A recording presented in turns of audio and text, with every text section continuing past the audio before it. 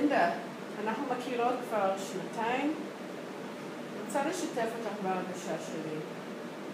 כשאני הולכת ברחוב, ואנשים שומעים אותי מדברת, הם תמיד שואלים אותי מאיפה אני. וישר קולטים שיש לי איזה מבטא.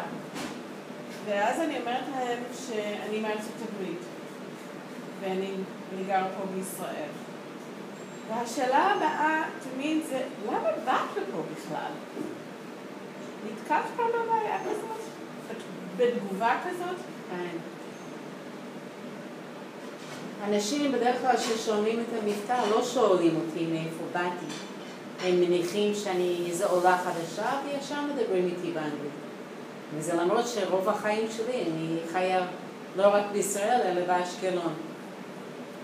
אבל שואלים אותי למה אני באתי. אם אחרי שיודעים שאני פה הרבה זמן, אז אני אומרת להם, אני מספרת להם שאני גדלתי בבית לא ציוני. ואני לא יודעת, אני יחידה בכל המשפחה שלי שהרגשתי יהודייה. התפרצה מלחמת 6 הימים, והרגשתי, היהודים בסכנה. אני חושבת שהתחושה הזאת זה היה אצל הרבה מאוד יהודים בכל העולם. שיהודים פתאום מרגישים את היהדות שלהם, ויהודים בסכנה. אז אני באתי לארץ ומצאתי שהרגשתי שייכת. וזה מה שמשך אותי לחזור ולהתעקש, למרות שהיה מאוד קשה לי פה להיקלט. אבל זה הרעיון הזה, שזה המקום של היהודים, זה מה שהחזיק אותי פה עד היום. אז את מרגישה שאת ישראלית?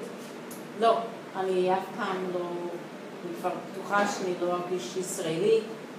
יש הרבה התנהגויות והשקפות שהן שונות בגדול בחברה הישראלית.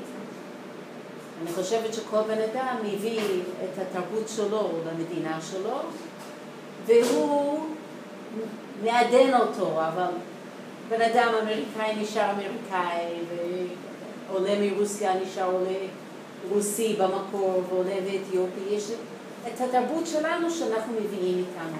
אבל איך את? מה את חושבת? אני אגיד לכם, כשאני חוזרת לארצות הברית לביקור, בהתחלה אני מרגישה שאני בבית. כי שם אני יודעת את השפה, אני מכירה את המנטליות, אני חלק מכל התרבות הזאת. אבל עם הזמן שעוברים מימים, אני מרגישה שיותר ויותר אני לא שייכת לשם. אני כבר לא אמריקאית, אני כבר לא כמו שהם, אני כבר רואה את הכל אחרת. ואז אני רוצה לחזור לארץ, ואז אני חוזרת לארץ, ושוב פעם אני חוזרת ומרגישה שאני לא ישראלית. אז בעצם אני לא פה ולא שם. אבל למה את לא מרגישה ישראלית? אני חושבת שזה פשוט הבדל מאוד גדול במנטליות. כמו, אני למשל התחתנתי עם ישראלים, וזה לא פשוט. זה הבדלים מאוד גדולים במנטליות, בהוואי, בשפה.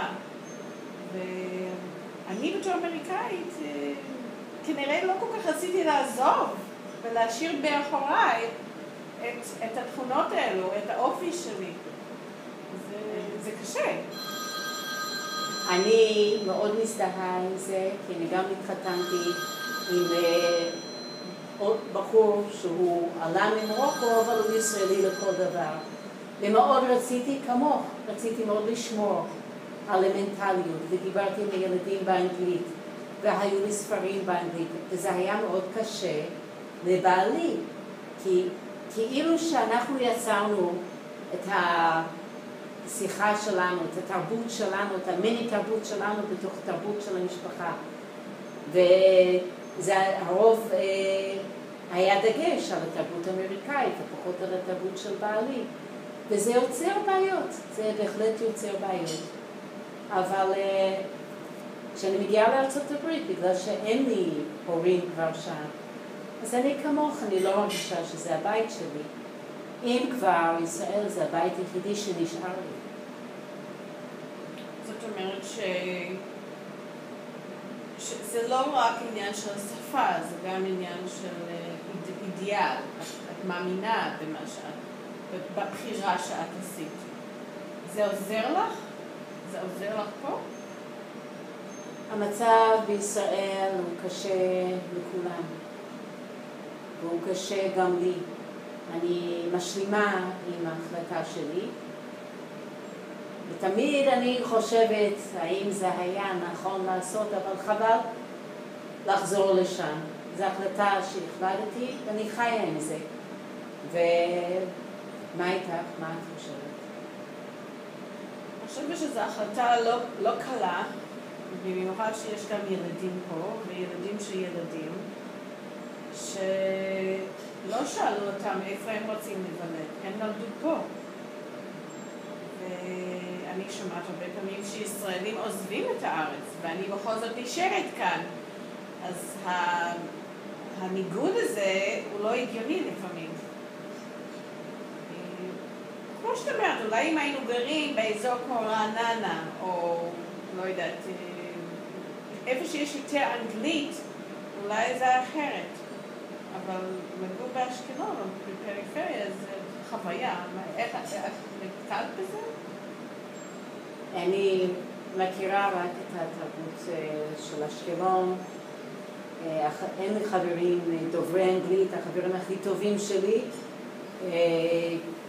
אחד מתוניס, אחד מלוב, אחד מהונגריה, כל אחד בא ממקום אחר ועם התרבות שלה. אז, אבל הילדים שלי, לעומת זאת, אפשר להגיד שהם ישראלים, וכך הם מרגישים, הם לא מרגישים אמריקאים, למרות שיש לי בת שנסעה לארצות הברית, ועכשיו היא מרגישה אמריקאית. היום העולם הוא הולך ונהיה יותר קטן. ילדים קמים ועוזבים, כמו שאני קמתי ועזבתי, גם הילדים שלנו יכולים לעשות אותו. אז אנחנו אמריקאים ישראלים או ישראלים אמריקאים, מה את חושבת? אין לי תשובה.